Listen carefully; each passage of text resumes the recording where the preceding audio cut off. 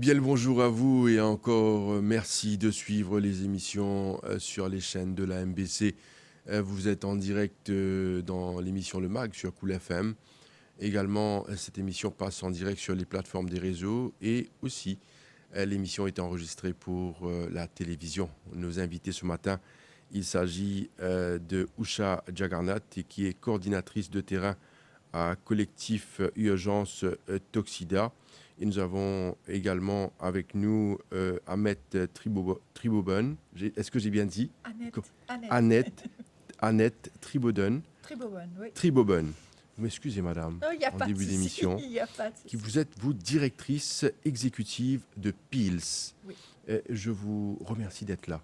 Merci pour votre l'invitation. présence. C'est une émission extrêmement importante aujourd'hui parce qu'on va diffuser un maximum d'informations à tous ceux qui suivent cette émission concernant l'évolution du VIH. Quand on parle de VIH, c'est certainement la maladie qu'on appelle le sida. Alors, après des années de lutte, on a fait pas mal d'émissions sur le VIH, sur le virus. On aimerait savoir aujourd'hui où ça en est, côté d'arriver avec le virus du sida. Je sais aussi qu'il y a un magnifique travail que vous faites sur le terrain et déjà je vous félicite pour ce travail que vous faites. Vous savez, on est passé par des moments difficiles ces 2 dernières années avec la Covid. C'était pas évident du tout. On entend moins parler du VIH, on parle plus de Covid aujourd'hui. C'est peut-être un bon signe. C'est peut-être un bon signe. Vous allez nous dire juste après si c'est un bon signe. Mais avant tout cela, on va commencer par présenter l'association PILS et par la suite l'association Collectif Urgence Toxida.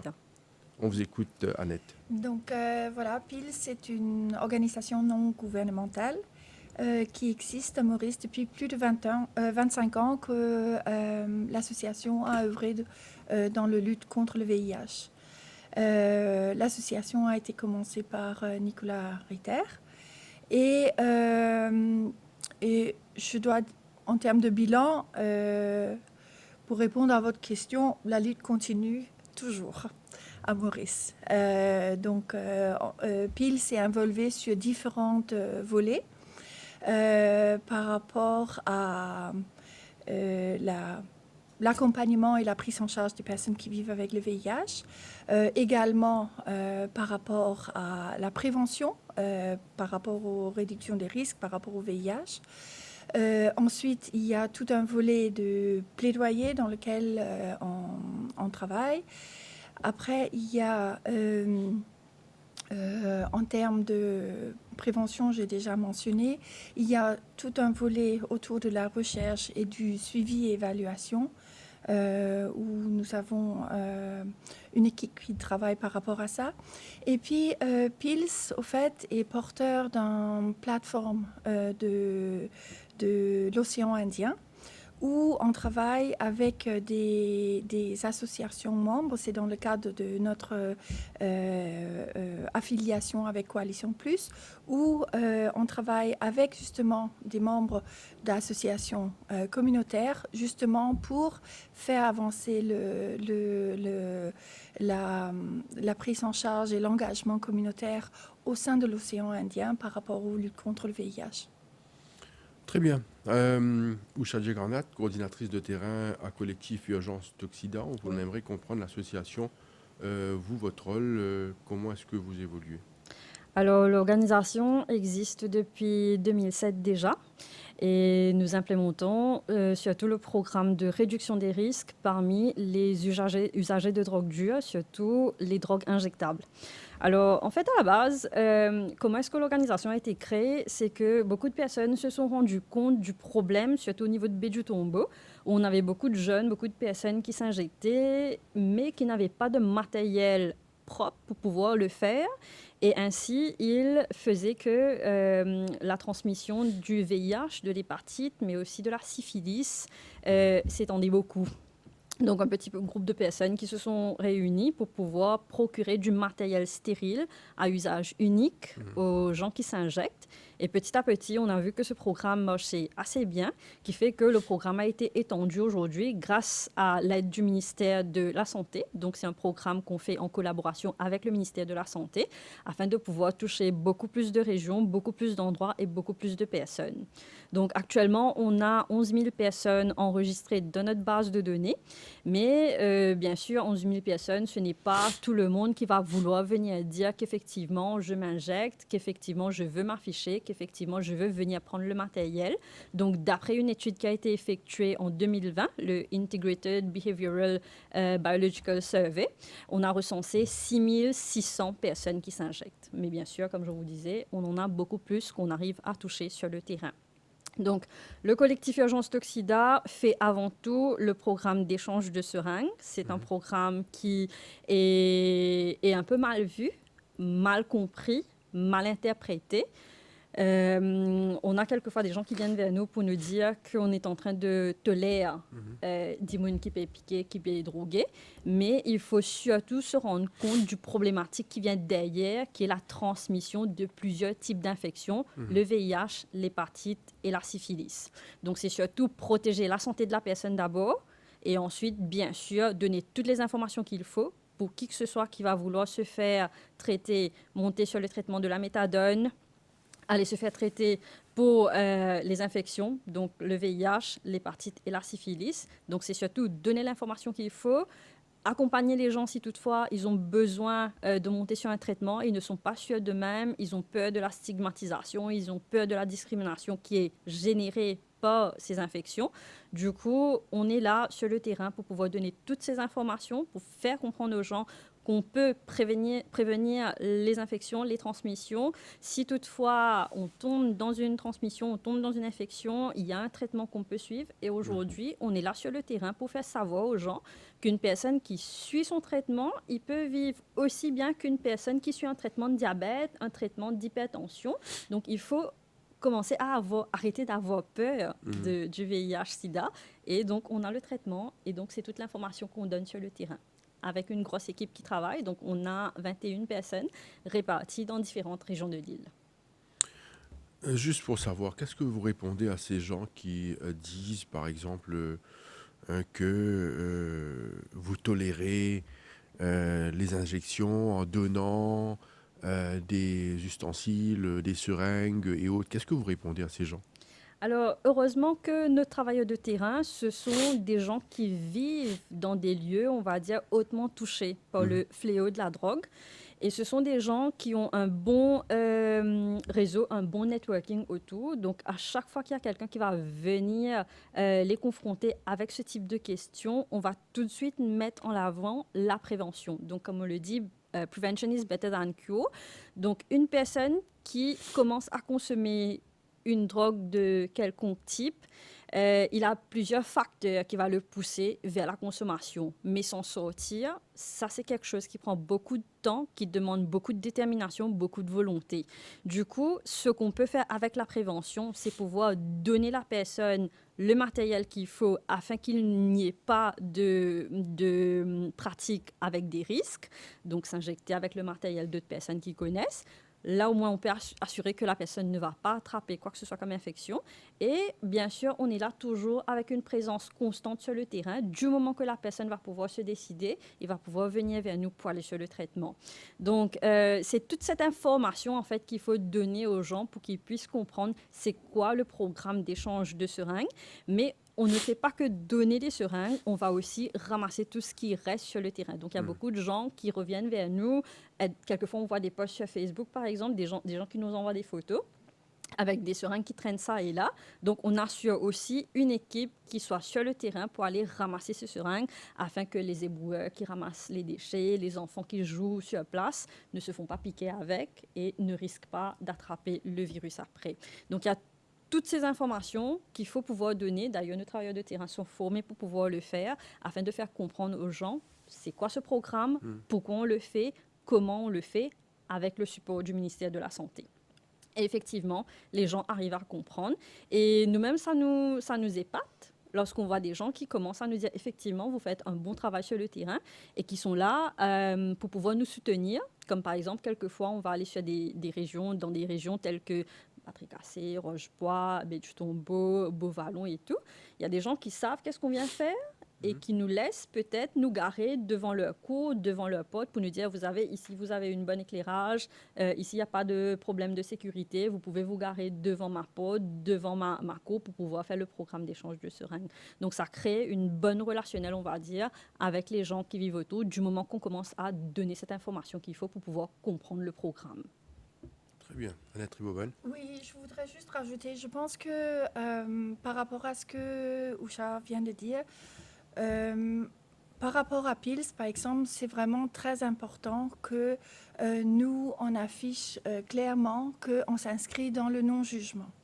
On l'a inscrit dans le non-jugement par rapport au comportement d'une personne pour pouvoir aider la personne à focaliser sur la prise en charge au niveau de la santé. On n'est pas là pour dire il faut faire ceci ou cela, mais on est là pour mettre à disposition tout ce que la personne a besoin en termes d'accompagnement, en termes de matériel, référencement vers la santé, support pour justement pouvoir adhérer les traitements comme il se faut pour pouvoir s'inscrire vraiment pour qu'on focalise sur la bonne santé de la personne et qu'on met l'emphase par rapport aux besoins de la personne.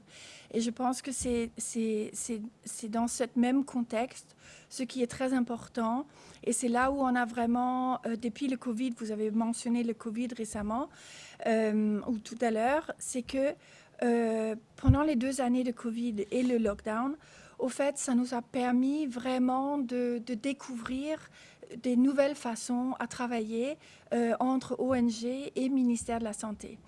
Notamment que normalement, par exemple dans le cadre du VIH, le traitement d'ARV, qui est le traitement prescrit, est dispensé en milieu médical, notamment à travers les NDCI.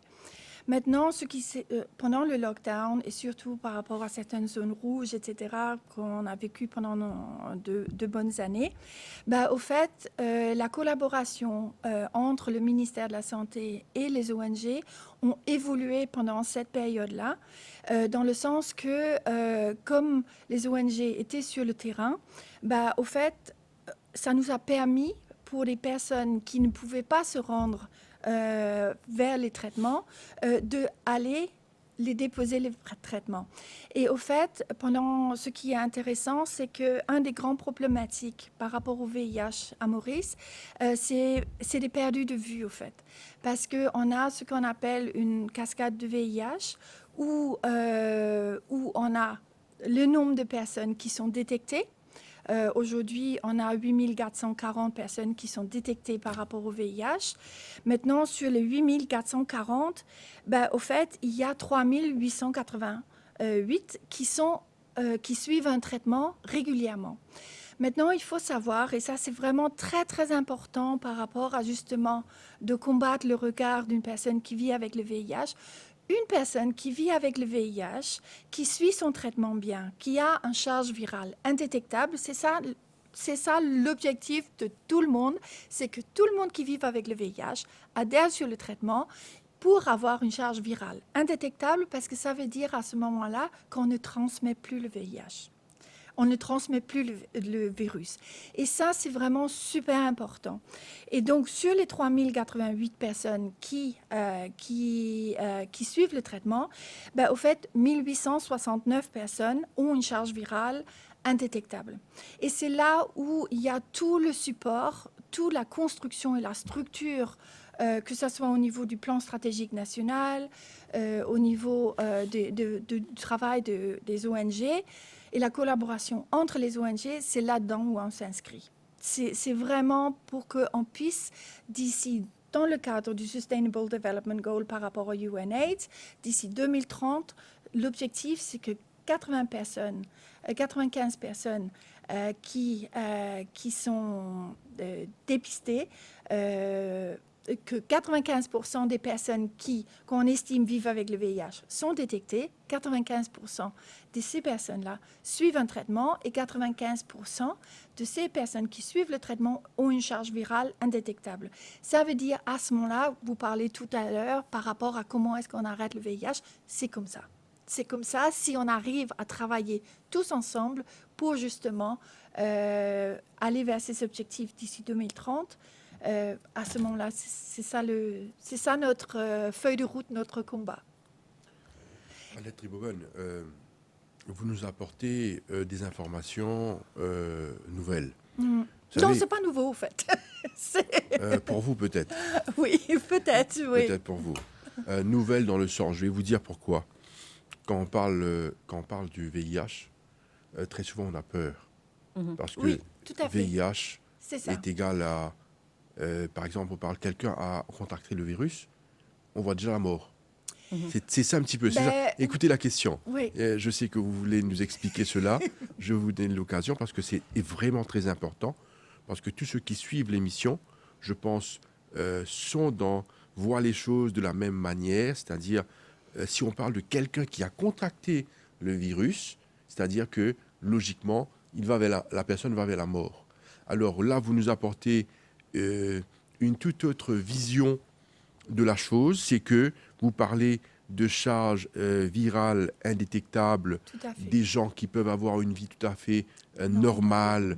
Ça, c'est franchement vous dire des informations nouvelles, parce que là, vous apportez de l'espoir.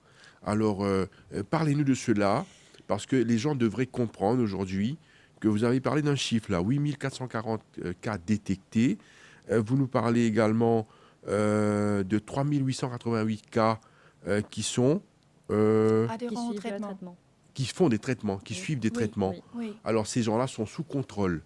Oui. C'est ça? Oui, mais pas suffisamment, parce qu'il y a encore un décalage, par exemple, entre ceux qui ont adhéré au traitement et ceux qui ont une charge virale. Alors, parlez-nous de cette nouvelle approche par rapport au HIV. Oui. Au fait, comme c'est pas vraiment, c'est pour ça que j'ai juste réagi tout à l'heure. Au fait, c'est pas une nouvelle approche. C'est quand même une découverte qui a été faite il y a pas mal d'années. Mais je pense que c'est super important ce que vous avez dit tout à l'heure par rapport à qu'il y a encore cette image. Et je pense que cette image un peu noire, pessimiste que vous avez évoquée, je pense que c'est vraiment très attaché par rapport à quand la découverte du VIH a commencé et quand les premières, peut-être 10, 20 ans après. Et je pense que cette période sombre, qu'on appelait la période sombre, elle est finie. Et il y a des avancements et je pense que pour pouvoir passer à une autre phase, il faut qu'il y a déjà cette mentalité qui s'inscrit pour, voilà, aujourd'hui, moi je contracte le VIH, mais il y a un espoir. Certes, il faut que je suis un traitement pendant toute ma vie, mais si je suis un traitement pendant toute ma vie, je suis bien, je peux vivre normalement et je ne transmets plus le VIH. C'est vraiment ça la clé base. Et tout à l'heure, je pense que c'est important qu'on arrive à séparer ces différentes modalités en termes de traitement. Tout à l'heure, Usha a mentionné l'hépatite C et a mentionné le syphilis.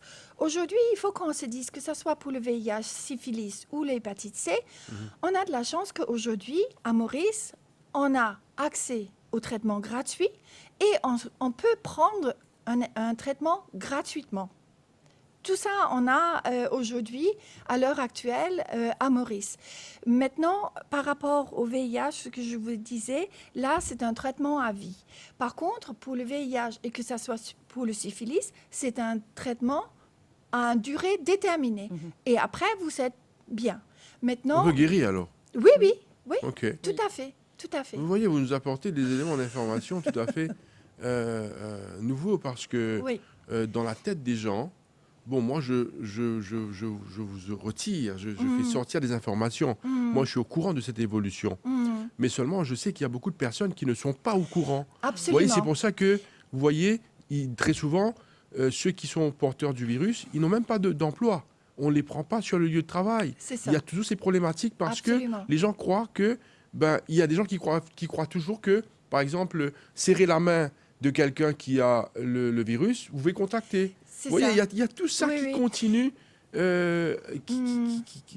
c'est présent. Oui, et Josiane, je pense que ce qu'il faut qu'on sache aujourd'hui par rapport à la nouveauté, c'est que, au fait, aujourd'hui, par rapport au VIH, le plus grand obstacle ou le plus gros problématique que nous avons, c'est le regard de l'autre, Voilà. qui influence la stigmatisation, la discrimination. Et c'est ça notre plus gros combat aujourd'hui. Parce que justement, avec ce regard de l'autre, avec ce jugement, avec cette discrimination et la stigmatisation, c'est bien souvent ça qui empêche les gens, à venir de l'avant pour se faire dépister, de venir de l'avant pour suivre son traitement et troisièmement, pour rester sur le traitement. Bien souvent, c'est ça les facteurs. Et là, bien souvent, très prochainement, nous allons, dans le cadre d'un projet national avec le Global Fund que nous allons entamer justement une étude sur la stigmatisation, où se trouve la stigmatisation, justement pour nous aider à comprendre comment est-ce qu'on peut focaliser sur l'éducation, justement pour que les gens, justement, n'aient pas ces les préjugés et pour pouvoir justement agir normalement et pas avoir ce jugement envers des personnes. Ousha, on aimerait bien comprendre ce qui se passe sur le terrain avec vous. Mais avant cela, une question pratique et simple par rapport à la discussion. Annette, par exemple, quelqu'un qui a le virus, Oui. est-ce que cette personne, premièrement, peut avoir une vie normale? Deuxièmement, est-ce que cette personne peut se marier, par exemple, avoir des relations sexuelles et autres avec quelqu'un qui n'a pas contracté le virus? Est-ce que c'est une vie normale et est-ce qu'on peut aller dans cette direction? Est-ce que c'est normal aujourd'hui? Oui, oui, tout à fait. Alors, juste pour répondre à votre question, comme je vous ai dit, si jamais une personne qui vit avec le VIH a une charge virale indétectable, il n'y a plus de risque de transmission. C'est sûr, ça? Oui, oui, oui. Maintenant, si jamais la personne n'a pas une charge virale indétectable et par exemple, ne prend pas nécessairement les précautions nécessairement pour empêcher la transmission du VIH envers son partenaire sexuel, excusez-moi, à ce moment-là, pour le partenaire sexuel, il y a également une mode de prévention qui est possible, qui s'appelle le PrEP. Excusez-moi. Allez-y pour un peu d'eau. Ousha, dites-nous, qu'est-ce qui se passe? Quelle est la réalité du terrain? Est-ce que ces informations, est-ce que les gens l'ont dans la société? Est-ce que c'est une réalité de terrain aussi? Alors effectivement, avec les études qui ont été effectuées, parmi les gens qui s'injectent surtout, on a remarqué une baisse de transmission. Donc on va dire depuis à peu près 2005 à 2015, on avait presque 38% des gens qui se faisaient infecter par le VIH, c'était des gens qui s'injectaient. Et là, avec une étude qui a été récemment faite, comme je vous disais, le IBBS 2020, donc on n'a que 21% qui sont des gens qui sont touchés par le VIH, qui font partie des gens qui s'injectent. Donc on va dire qu'il y a un gros travail qui a été effectué sur le terrain et effectivement, avec les informations, avec le harm reduction, avec le programme de prévention dont je vous parlais, ça fait baisser la transmission, définitivement. Mais nous, notre problème maintenant reste surtout de pouvoir toucher les partenaires des gens qui s'injectent.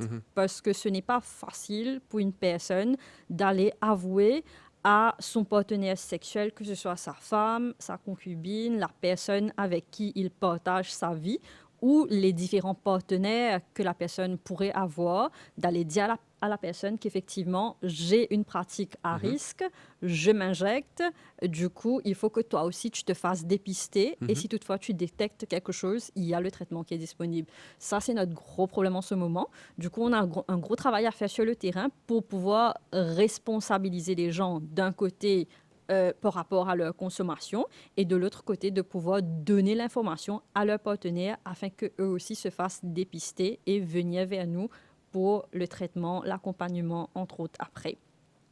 Par exemple, le week-end du 26, du 27, on a fait une grosse campagne de sensibilisation et de dépistage, notamment samedi à Maïbo, dimanche à Albion.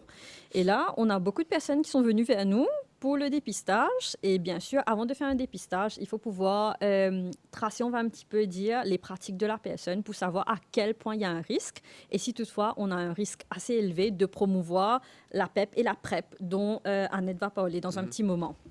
Et là, on se retrouve avec beaucoup de personnes qui nous avouent être infidèles, qui nous avouent avoir des pratiques à risque, comme je vous disais, et de ne pas pouvoir aller le communiquer à leurs partenaires. On a 13 personnes qui ont été testées positives à l'hépatite C. On a 2 personnes qui ont été testées positives au VIH et on a 3 personnes qui ont été testées positives à la syphilis. Donc, nous, de notre côté, on a donné toute l'information qu'il faut afin que la personne puisse aller partager cette information avec leur partenaire d'une façon ou d'une autre afin de pouvoir ramener le partenaire vers nous pour pouvoir faire un dépistage ou ramener le partenaire vers les hôpitaux. Mais ça reste quand même un gros problème, une barrière afin de pouvoir mettre surtout les partenaires sur le traitement.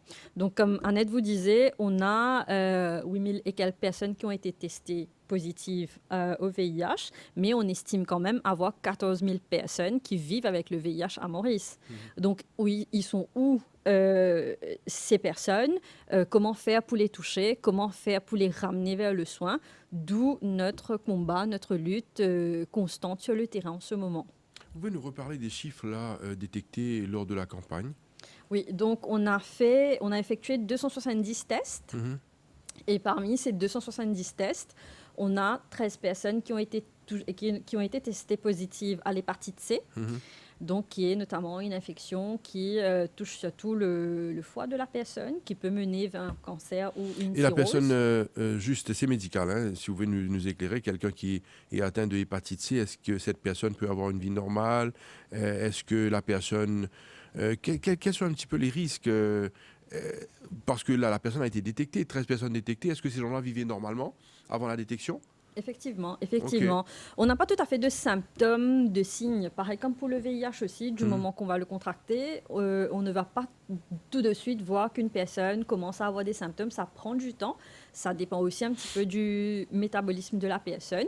Et pour l'hépatite C, si ce n'est pas détecté à temps, ça va commencer à enflammer le foie et petit à petit ça va mener vers une cirrhose ou un cancer. D'où on fait beaucoup de dépistage sur le terrain. Aussitôt dépisté, on peut monter sur le traitement et comme Annette le disait, aujourd'hui le traitement est disponible et gratuit. Ça se fait sur un traitement sur 3 mois. 3 mois. Sur 3 mois et au bout de 3 mois, la personne est guérie. Mais suite à son traitement, il doit quand même continuer à avoir de bonnes pratiques, ne pas partager les seringues par exemple, diminuer l'alcool surtout. Et même pour la syphilis aussi, pareil, il peut se faire traiter et au bout de son traitement, il vit normalement. Et pour la détection, le nombre de personnes détectées avec le VIH? 2 personnes. 2 personnes sur 270 tests effectués. Oui. Mais si vous faites les tests peut-être sur une plus grande échelle, peut-être ça peut être plus. Oui. Au fait, pendant la semaine, par exemple dans le cas de Coalition Plus et à travers le monde, comme si nous, de notre côté, on fait une semaine internationale de dépistage qui est justement la semaine juste qui précède le World AIDS Day, le 1er décembre. Et là, donc, il y a eu la campagne que nous, on a menée toute la semaine d'avant. Là, au fait, on a effectué plus de, si je ne me trompe pas, je n'ai pas tous les chiffres dans ma tête comme ça, comme Usha, elle a pu les citer. On a fait plus de 3000 tests. Et ça, c'est au niveau VIH, hépatite C et syphilis comme ils sont faits au niveau code et L. Maintenant, il y a également eu la campagne à Rodrigue, avec nos partenaires à Rodrigue et aussi dans les autres pays de l'océan Indien. Ce qui est vraiment important, c'est justement ce que nous constatons, c'est que, comme Usha avait mentionné tout à l'heure par rapport au IBBS des personnes qui injectent la drogue, la dernière étude de 2020, effectivement, la prévalence parmi les personnes qui injectent la drogue a visiblement diminué. En revanche, ce qu'on peut constater, sans pour autant avoir fait une étude spécifiquement, mais il semblerait que davantage le VIH aujourd'hui se transmet par voie sexuelle. Mm-hmm. Et donc, ça, c'est une tendance qui est très importante parce que ça influence d'autres aspects de notre vie quotidienne et aussi ça doit permettre à justement recadrer tout ce qui est prévention à des cibles différentes. Et donc, il faut vraiment, on espère qu'une étude pourrait être faite justement pour mieux comprendre les comportements à risque de façon plus large au niveau de la société. Nos deux invités sur ce plateau, il s'agit de Annette Triboben, qui est directrice exécutive de PILS, et également Usha Jagannath, qui est coordinatrice de terrain à Collectif Urgence Toxida. Alors, vous pouvez nous appeler sur le 52538484, message SMS plutôt, sur le 52538484, 52538484, message SMS pour vos questions à nos invités qui sont des professionnels sur le plateau. Alors déjà, il y a un message. Bonjour, qui fait pas faire cette émission-là en langue créole pour tout le monde comprend. Alors, on va essayer. On va faire plaisir. On va essayer. Nous pas faire li. Alors, nous pour cause créole, c'est vrai. Ouais. Nous pour faire l'émission. Alors, n'hésitez pas à parler le créole comme vous voulez. Mais aussi, il y a des gens qui suivent l'émission, qui comprennent également le français ou aussi en anglais. On peut le faire. D'accord. Merci. On va faire le nécessaire pour cela, pour qu'un maximum de personnes reçoivent les informations qu'il faut. Alors, je rappelle encore une fois le numéro. Envoyez-nous vos messages SMS, vos questions sur le 52538484. Annette, également à Usha. Oui. Vous savez, aujourd'hui, il paraît que, d'après les études, les chiffres, il y a beaucoup de jeunes qui consomment les drogues. On parle beaucoup de synthétiques aujourd'hui, on parle beaucoup de types de drogues. Et on sait que les jeunes qui consomment la drogue ont une vie sexuelle, ont une vie aussi avec les consommations de drogue. C'est aussi un problématique qui nous intéresse dans notre société, à comprendre cela. Quelle est la situation qui concerne les jeunes et quel est le message que vous avez à faire passer concernant les jeunes aussi, d'après les prévalences, il y a beaucoup de femmes aussi qui consomment des drogues aujourd'hui. Qu'est-ce qui se passe un peu dans la société concernant cela? Au niveau, en termes de... Si nous regardons une statistique par rapport aux transmissions par âge et par genre, au fait, nous pas pu trouver l'augmentation parmi les jeunes liée au même rythme qui des gens plus âgés. Au fait, il est un peu en descente, légèrement, parmi les jeunes. Par contre, ce que nous trouvons, c'est qu'en revanche, parmi les madames, là, malheureusement, il y a en plus grande hausse. Et ça, il y a vraiment quelque chose qui nous besoin adresser très rapidement pour pas ça traîne là, il continue. Nous besoin mieux comprendre qui faire et nous besoin vraiment faire des analyses pour mieux comprendre ça traîne là. Par contre, par rapport à...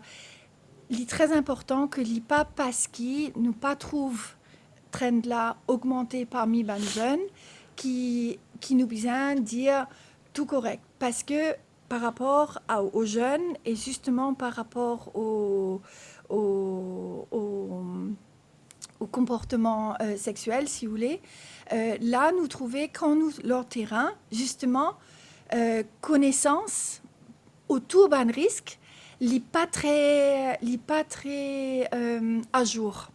Et mon pensée, tout ce qui est volet éducation sexuelle, lit un volet très très important et qui nous vient faire évoluer parmi aujourd'hui.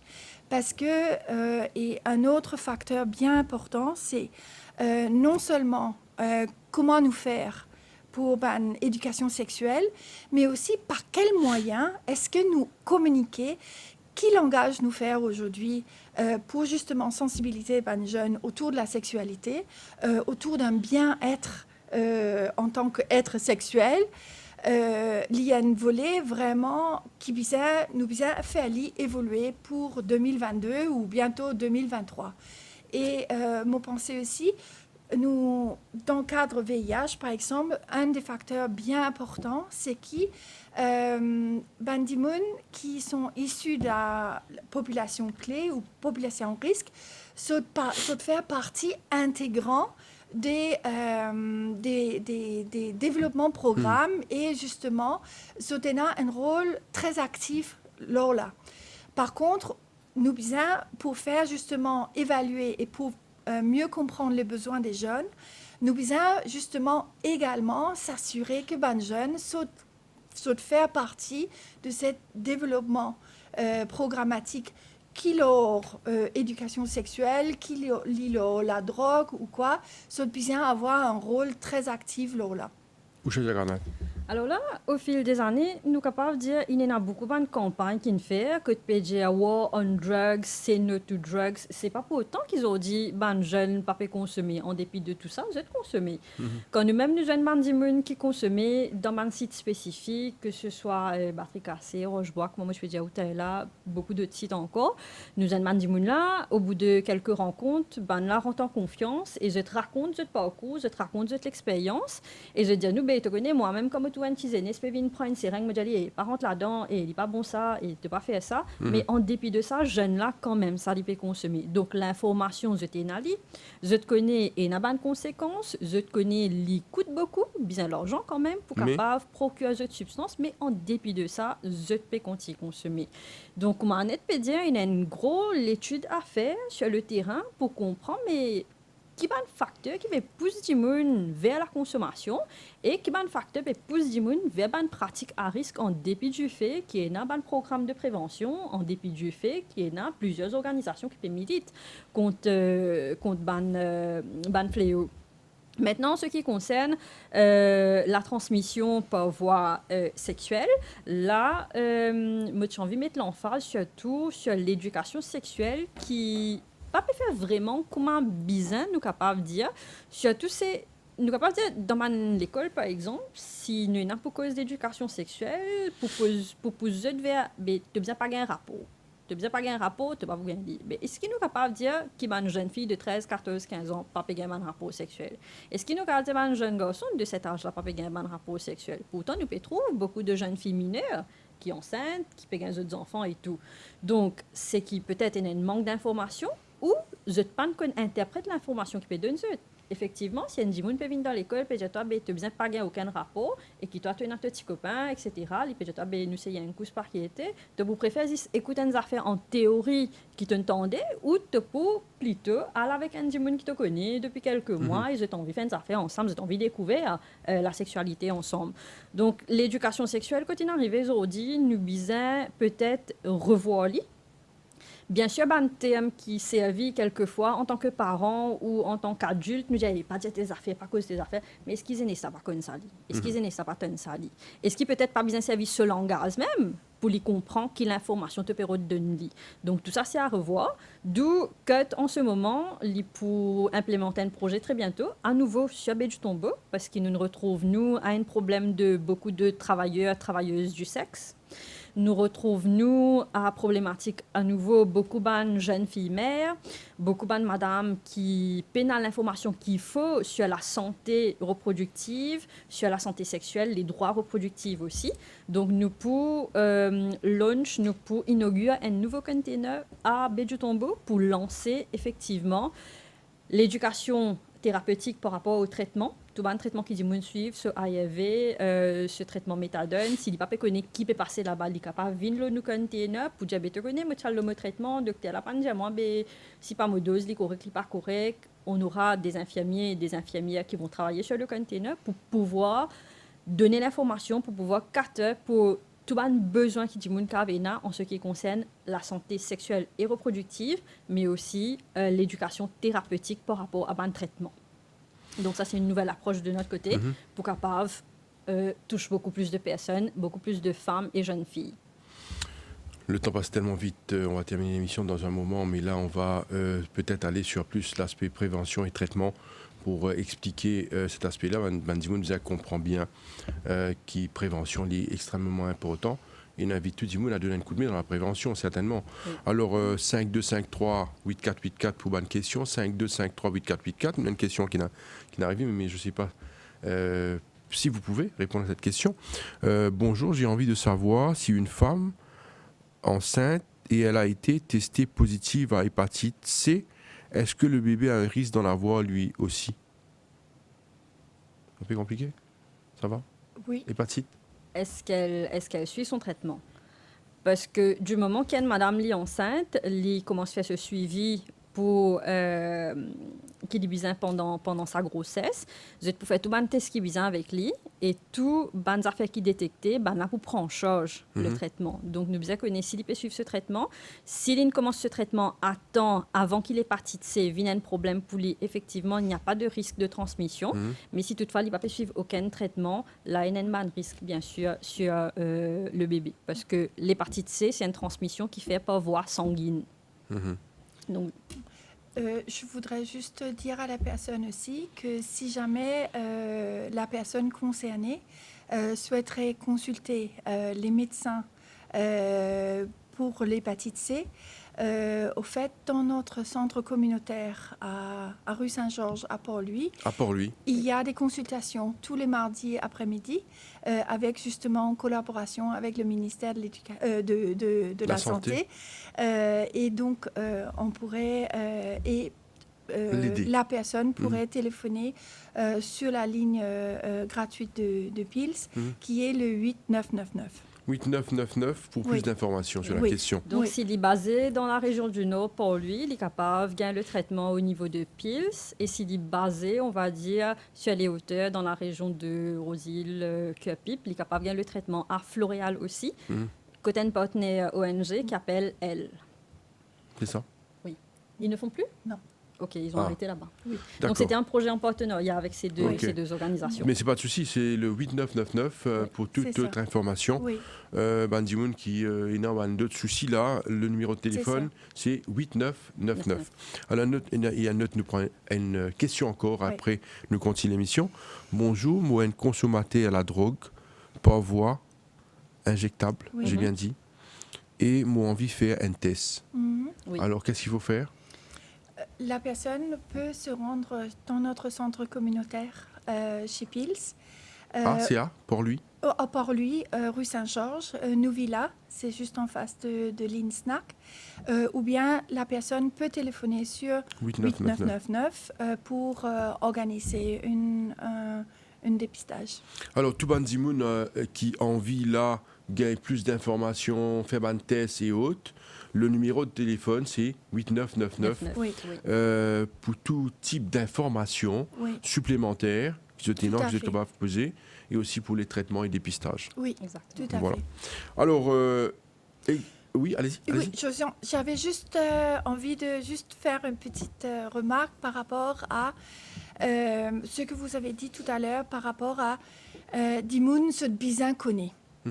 Et mon pensée, nous bisons faire attention quand nous dit Dimoun bizin connaît. Parce que nous avons une responsabilité, comme si faire ça l'éducation là.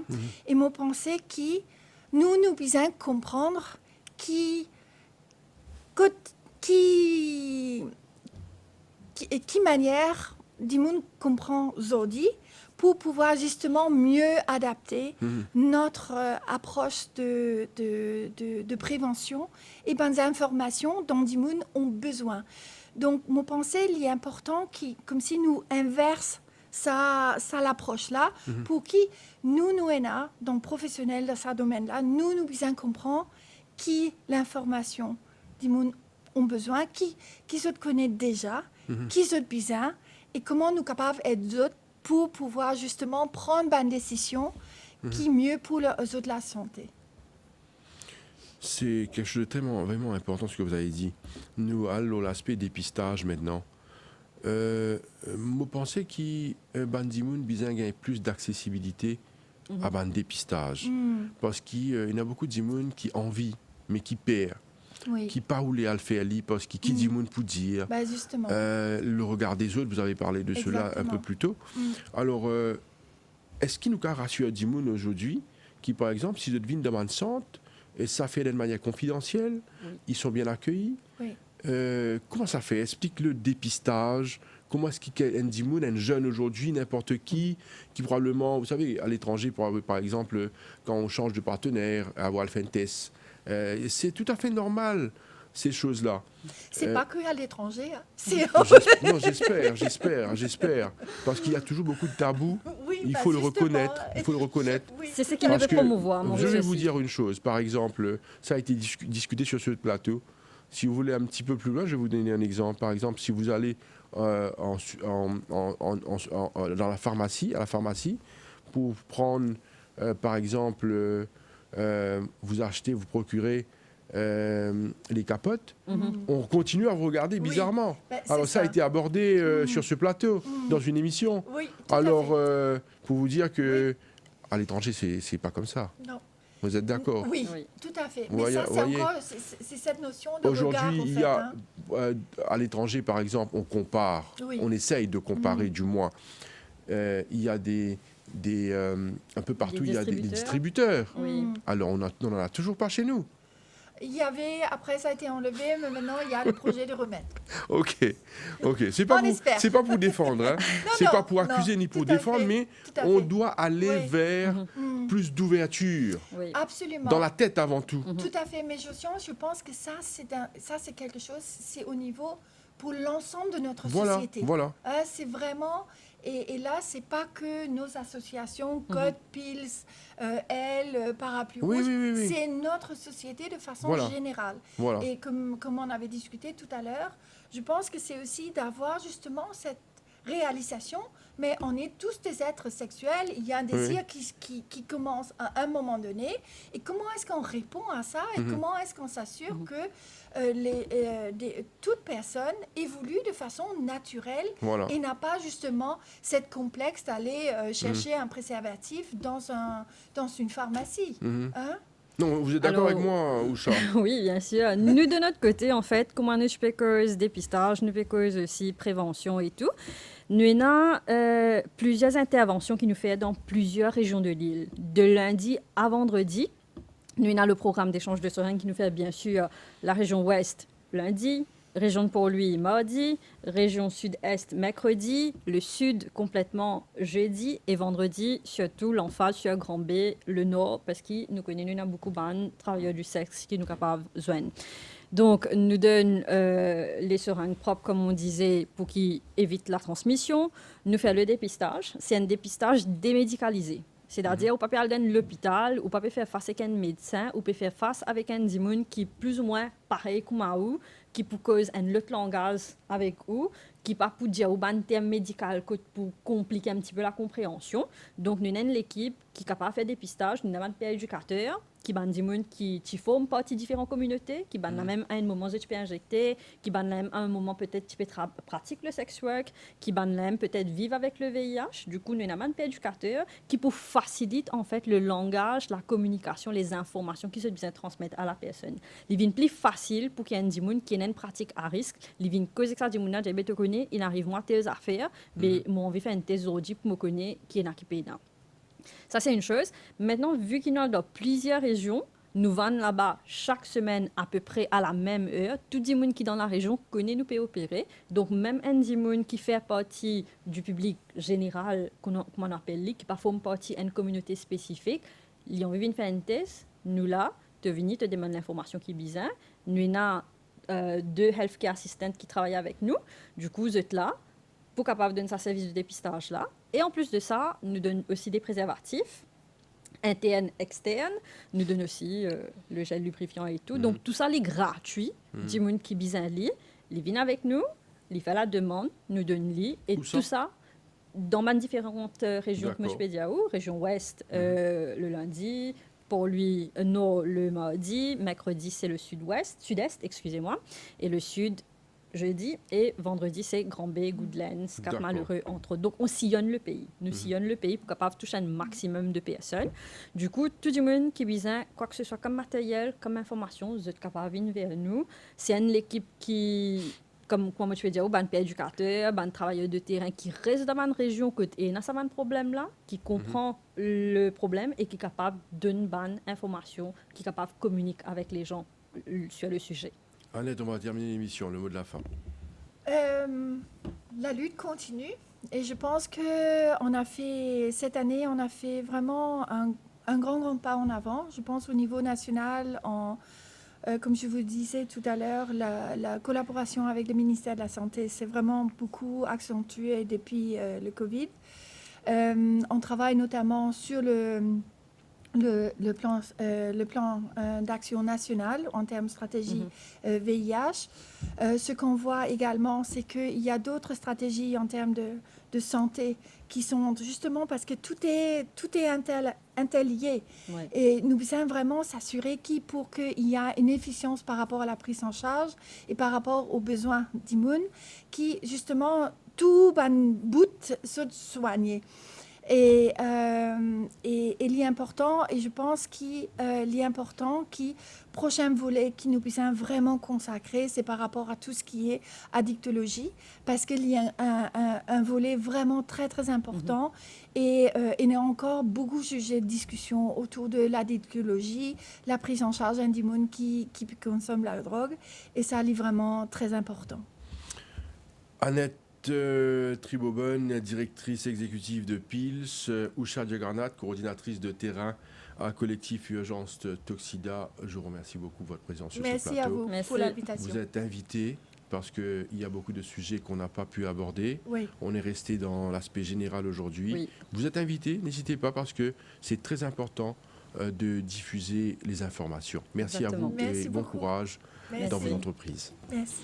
Voilà, nous sommes arrivés à la fin de l'émission Le MAG pour aujourd'hui. Merci de nous suivre, restez fidèles et bonne journée à vous. Au revoir.